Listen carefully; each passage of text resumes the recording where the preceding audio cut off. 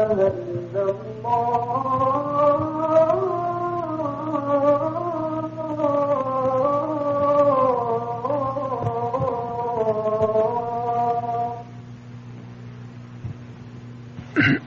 of God, the beneficent, the merciful, the creator and cherisher of the universe. I greet you with the greetings of all of the prophets from Abraham to Prophet Muhammad, sallallahu alaihi wasallam, or peace and blessings be upon him. Assalamu alaikum, which means peace be upon you. In today's program, we continue with the fourth in the series on Muhammad in the Bible, or Prophet Muhammad is foretold in the Bible. In our previous programs, we've looked at Bible prophecies which have given us an indication of the lineage of Prophet Muhammad, of some of the characteristics of Prophet Muhammad, particularly in comparison to Moses, alayhi salam. And in today's program, we're going to be looking at some biblical prophecies which give us a clue as to the location from which this prophet or Prophet Muhammad was to come. I have as my guest on the program Dr. Jamal Badawi of St. Mary's University. Welcome to Islam in Focus, brother. For the benefit of the viewers of the program who may not have been able to be with us for last week's program, could you just summarize last week's program for their benefit? Okay, basically we were continuing last week on the same basic theme that we started earlier, that it is very obvious from the book of Genesis that God has made a very clear and definite promise to Ishmael, the first son of Prophet Abraham, peace be upon him, to bless him and to make him a great nation. In fact, the very term Ismail or Ishmael, the name that was given to Ishmael, was given through the angels, and actually it means God hears, or may God hear.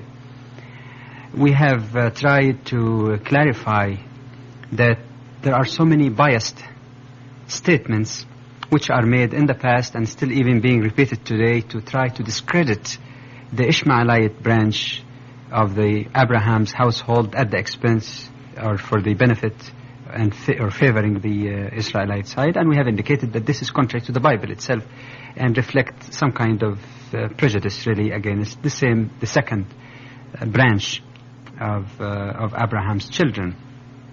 So this point I think has been clarified enough.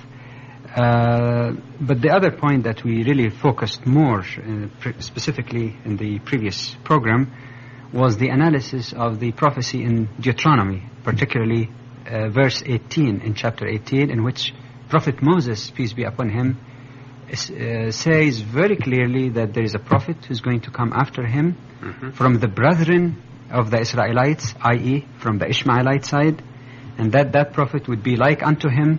And then we have indicated in a chart, if you recall, at least 10 points in which we find the similarity between Moses and Muhammad are very, very close, and really much more than any similarity that could be drawn between Moses and any other Israelite prophet, particularly due to the fact that Moses brought a law, Muhammad also brought a law. There's nobody else in between who claimed to have brought a complete code of law. On the basis of that, then, we have concluded that the only major prophet known in history who came from the Ishmaelite side is the last of all prophets, that is Prophet Muhammad, peace be upon him. And that was a very clear evidence, either way you look at it, from lineage side or from the prophecy of Prophet Moses, peace be upon him. Now, is there any indication, we mentioned that the theme of today's program is going to deal with indications of location of the Prophet Muhammad. Are there any indications in the Bible about the location from which the expected prophet was to come? Is there any reference that you can share with us too? Surely. There is. Maybe I can just summarize in the beginning or outset of the program the major points that we can discuss today that relate specifically to the location. This is particularly covered in the, if I can borrow your pen, yes, please, in the Bible, in the book of Deuteronomy, particularly in chapter 33, verses 1 through 3. Yes. We will be showing that in this prophecy, there is mention there of Paran, a prophet to come from Paran, and Paran is equivalent in sound in Arabic to Faran, which is actually a reference to Mecca, from which Prophet Muhammad, peace be upon him, has come. The references to this that we'll be discussing relate particularly to the book of Genesis, chapter 21, verses 21, and also chapter 14, verse 6.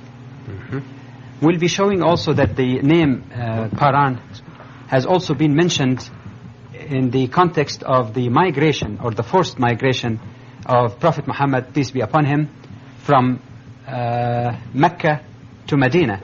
And we'll find that there is a vivid description to this, particularly in the book of Habakkuk, chapter 3, verse 3, and also in Isaiah, chapter 21, verses 14 through 17. Not only this, we'll find that there is reference also specifically to Arabia in the Bible in the context of those prophecies, and that particularly has been mentioned in the book of Isaiah, chapter 21, verse 13. And finally, the most interesting point is that we find that the name of Mecca has been mentioned in the Bible, because Mecca is also pronounced Bakka, as we'll find in the Quran and in the tongue of some Arabian tribes, and that the term Bakka has actually been mentioned in the Psalms of David, particularly in chapter 84, verse 6, concluding that these signs about the location of that prophet applies to absolutely none but the last prophet Muhammad, peace be upon him. Perhaps, if we may, we can start by quoting the Deuteronomy quotation on this and find if we can analyze it and see in what sense does that relate. To start with, in the book of Deuteronomy, it reads, chapter 33, "And this is the blessing wherewith Moses, the man of God, blessed the children of Israel before his death. And he said," notice this, "The Lord came from Sinai, and rose up from Seir unto them. He shined forth from Mount Paran, and he came with 10,000 saints, or 10,000s of saints. From his right hand went a fiery law for them. He loved the people. All his saints are in thy hand, and they sat down at thy feet. Everyone shall receive of thy words."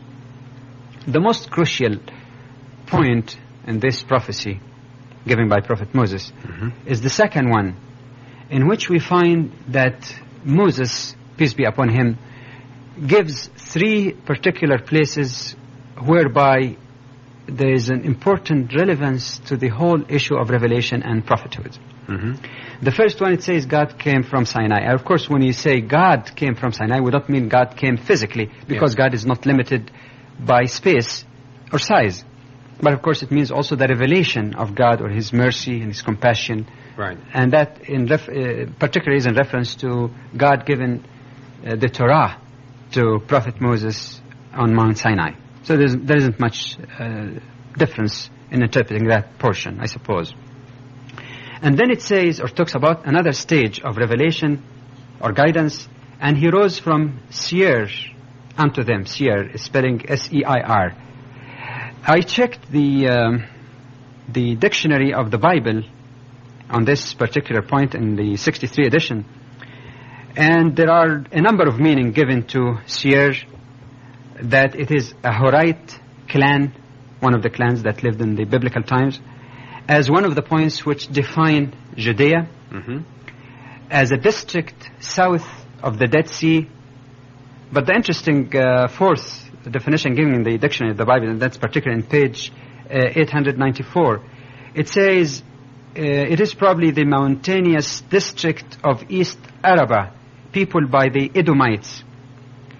According to some scholars, this probably could be a reference to Prophet Job, because Prophet Job actually was an Edomite who descended from Esau, who was the brother of Jacob, the son of Isaac.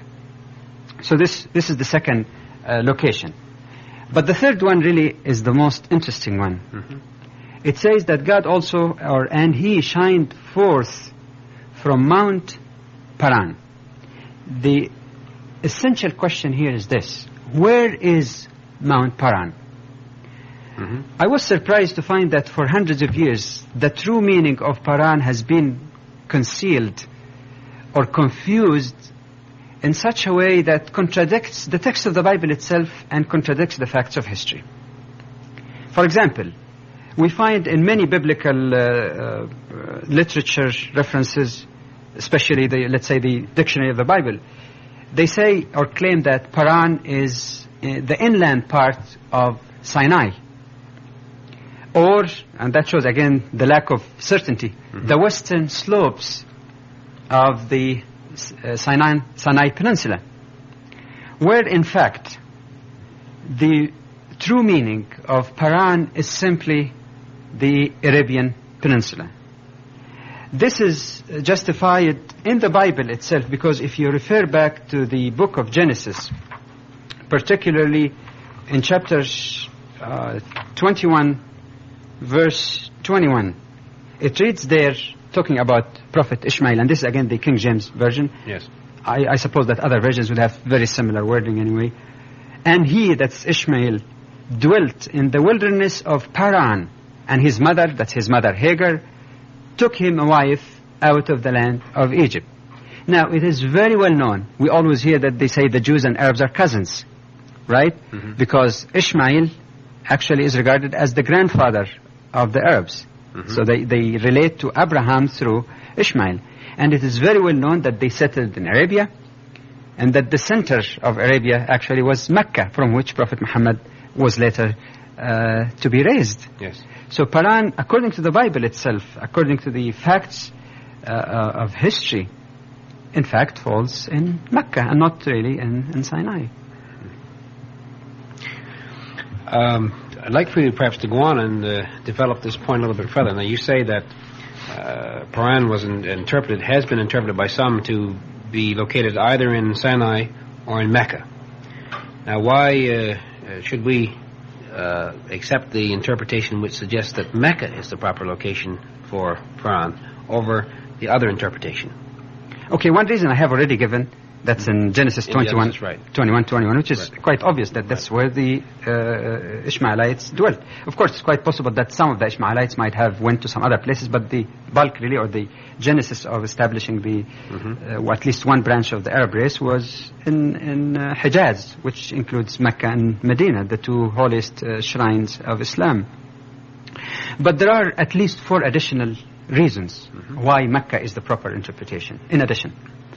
First of all, in the book of Deuteronomy, in chapter 33, verse 2 in particular, we notice that it talks about 3 different places. Notice, because it's just one after the other. It's in the same verse. Right. One of them was Sinai. Right. That's fine. The second is Seir, whatever interpretation is given. Right. The 4 given in the dictionary of the Bible. Right. And then the third is Paran. If Paran was referring to Sinai, then it's redundant. It's just a useless, senseless repetition, because Sinai has already been mentioned. So then it refers to a third place, and that third place obviously is Mecca. We find that the Bible supports this point because, for example, in the Genesis chapter 14 verse 6, in the Moses book of Numbers chapter 10 verse 12, in both of these places in the Bible we find that it talks in such a way that it makes a distinction between the wilderness of Sinai and the wilderness of Paran. So they are not really the same thing. And furthermore, a very simple and logical reason. What major prophet has come or was sent in the wilderness of Sinai after Moses? It's very obvious. None whatsoever. So that's even just a manifestation of history that this prophet does not apply to any of the Israelite prophets. The second reason, if you take the term Paran itself, as we have shown in this chart earlier, that the term Paran, as it appears in the English translations of the Bible, is exactly the equivalent in Arabic to the sound fa, Faran. Just like many people, for example, would say in Arabic it says about Palestine, Philistine, fe, with the sound f. whereas in English it's simply P. So there's no problem with that. This is simply the equivalent. And if you really analyze the term Faran, according to some scholars, they say it comes from the Arabic word Farran. And Farran in Arabic means the two runaways. The reason being is that when Hagar, the wife of Abraham, and her son Ishmael were placed in the wilderness of Paran or in Mecca, some people thought that they were runaways from their family. And that's where possibly the name of the mountains or the area was called after them. In Hebrew also, I read that Il-Faran also means sanctuary. And this is consistent again because that was their sanctuary. And not only this, we find that the Quran describes the Kaaba as a house of peace and a sanctuary. So whichever meaning it's taken, it is very consistent, in fact, with the fact that it is really Mecca. A third important reason is that we find that for hundreds of years, many of the ancient Arab geographers has always used the term Faran to refer to Mecca, which is the equivalent, like we said, to Paran, which appears in the Bible. Right. For example, in an old reference called Mu'jam al-Bildan, the same kind of terminology is used, that Mecca is the same as Faran. This was not just an invention. Definitely that was tradition that has continued for hundreds of years.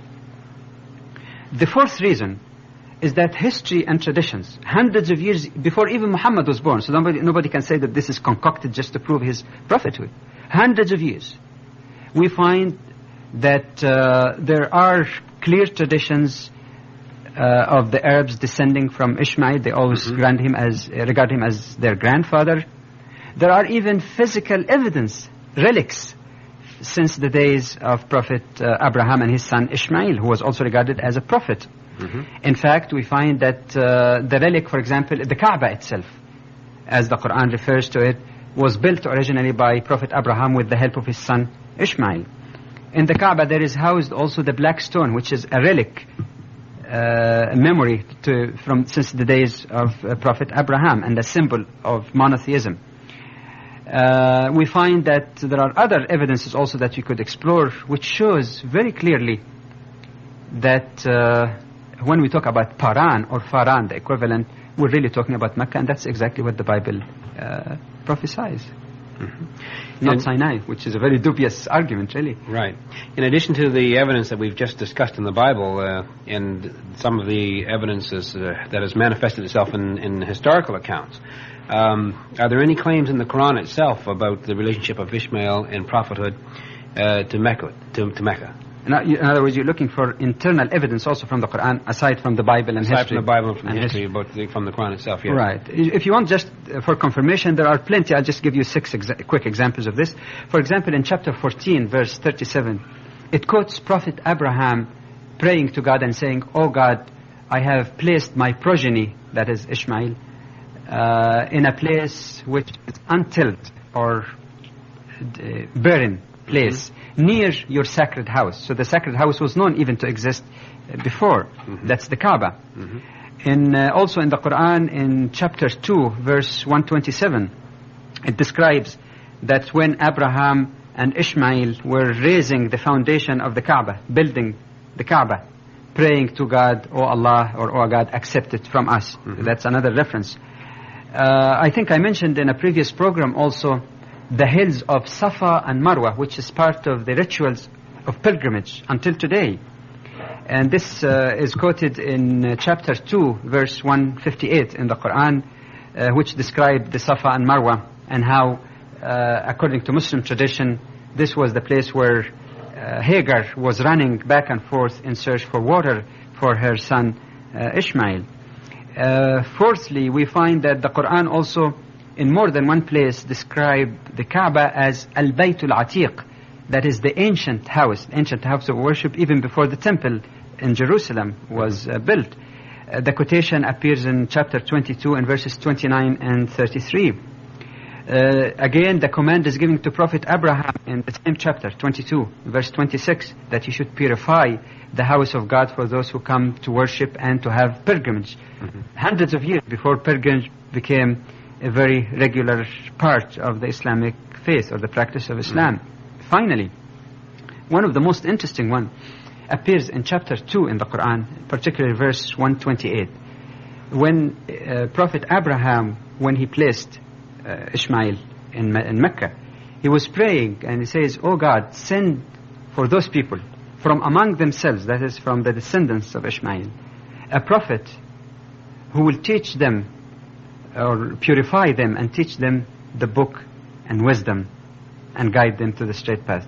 So this is an interesting area again that shows that Prophet Muhammad was not just something that happened by chance. It has been prophesied, it has been a fulfillment of the promise of God to Abraham, a promise that was made to Hagar according to the book of Genesis, that her son will be blessed and he will be made a great nation, and the prayer of Abraham in Mecca when he placed his son, that sooner or later a great prophet, final prophet would become from their progeny.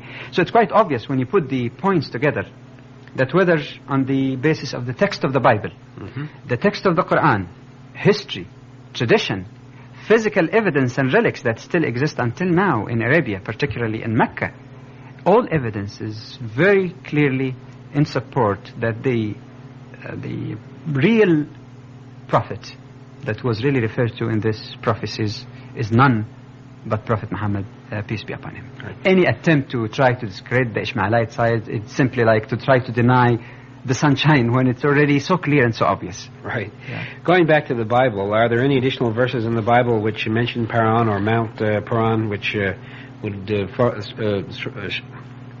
my tongue is getting twisted here, which would throw some further light on the Deuteronomy 33:2, so help us to make consistent interpretation of it. Yes. Oh yes, and indeed it does provide that support. Of course, I mentioned before Genesis 21:21 as the place for dwelling for the Ishmaelites. But in addition, there is a very interesting verse that appears in the book of Habakkuk in chapter 3, verse 3. Let me read it first. But before let me read this first and then I'll give you the interpretation given in the dictionary of the Bible. In verse 3, it says, "God came from Timan, and the Holy One from Mount Paran, Selah. His glory covered the heavens and the earth was full of His praise." According to the dictionary of the Bible, under Tema, T-E-M-A, which probably refers to the same thing, that's on page 961, it says that this is a large oasis in the north of what is now Medina, the second holiest shrine of Islam, to which Prophet Muhammad, as you know, was forced to migrate under the persecution of the pagans. And in that sense then, the mention of Mecca and Medina is both there in the very single verse. Who is that Holy One from Paran or from Mecca? None, again, but Prophet Muhammad, peace be upon him.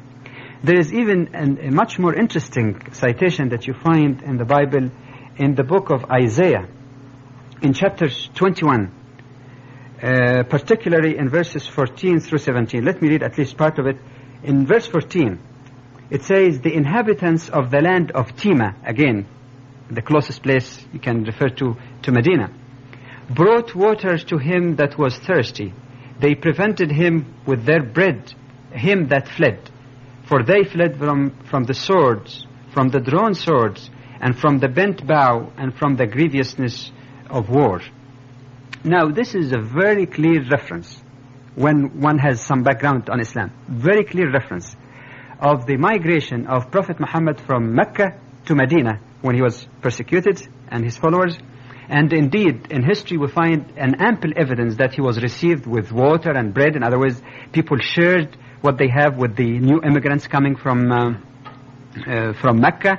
They defended them and they took an oath to help them in case the pagans attacked. What is even more surprising is that it gives a very vivid description as to what happens to the opponents of the Prophet who came to destroy them and kill them, and what will happen actually is that they will be defeated, and it gives even the time frame. Right. So this is not only giving us an indication of the location, but it's also prophesying certain events surrounding the career of this particular prophet. Exactly. It's particularly interesting. I know that we're running a little bit short of time, but I would refer particularly to verses 16 and 17, in which there is mention there that the glory of Kedar shall fail, and that the mighty men of the children of Kedar shall be diminished. And it says actually that this within a year that this will happen.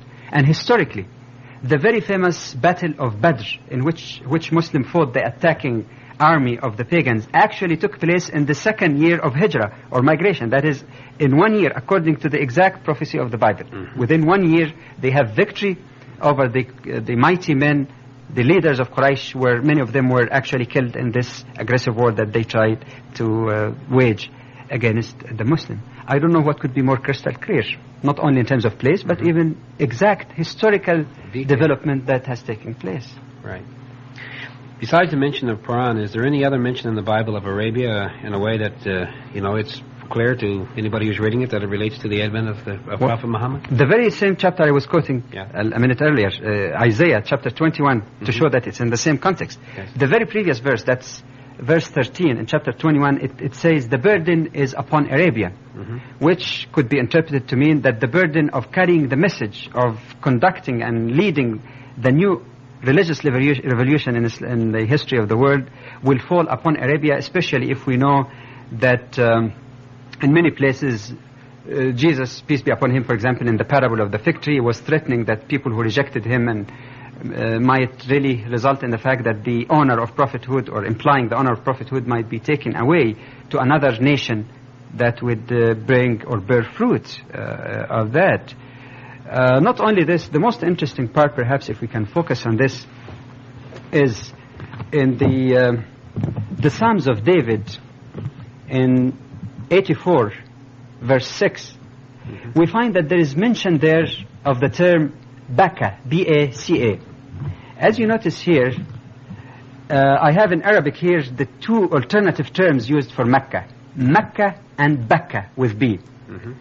Both of them are mentioned in the Quran. For example, Mecca is mentioned in the Quran in chapter 48, verse 24, but it is mentioned also as Bakka with B in chapter 3, 96, verse 96. And it's quite obvious in both verses that you're talking about the same thing. That is, Bakka and Mecca is the same. Some commentators in the Quran say that this is just an alternative tongue of some Arabian tribes to say Bakka instead of Mecca. Mecca, when it's written in English, it's written phonetically. It should be written M-A-C-C-A or K-K-A, which is equivalent to the normal spelling Mecca, which is an adulterated form. So it's the same, Mecca or Mecca. The term used in the Quran, Bakka, phonetically should be written B-A-C-C-A. In the Psalms of David, in this 84 verse 6, it is Bakka, B-A-C-A, which is precisely the same thing. Some people claim that Bakka is only an allegorical place, but I wonder, many scholars go into a great length trying to prove certain minor places. But when it comes to Bakka, why is it allegorical, even though the whole other prophecies are very consistent, pointing out to the same thing, that it is Mecca? Brother Jamal, in the 30 or so we have left in the program, I wonder if perhaps you could go back to the main verse discussed in the program, that is Deuteronomy 33, verses 2, and show us in the context of this verse that it does in fact support the interpretation and that it does in fact relate to Prophet Muhammad. Okay, if you check Deuteronomy 1 through 3, you notice that there are two important clues. One is that it says that from his right hand went a fiery law. That means he will have revealed to him a complete code of law. And there is no other prophet after Moses who claimed to have a complete code of law but Muhammad. Right. Secondly, which is more interesting, it says with him 10,000 saints. That was precisely the number of Muslims in one crucial event, and that is the bloodless reconquest of Mecca, when Muslims returned back to the homes they were driven from. Okay, unfortunately we've run out of time. We want to thank you for watching Islam in Focus. Next week we'll be back. We hope that you'll join us. We'll be discussing Isaiah chapter 42 for those who may want to read this chapter before next week's program. Thank you for watching Islam in Focus. See you next time.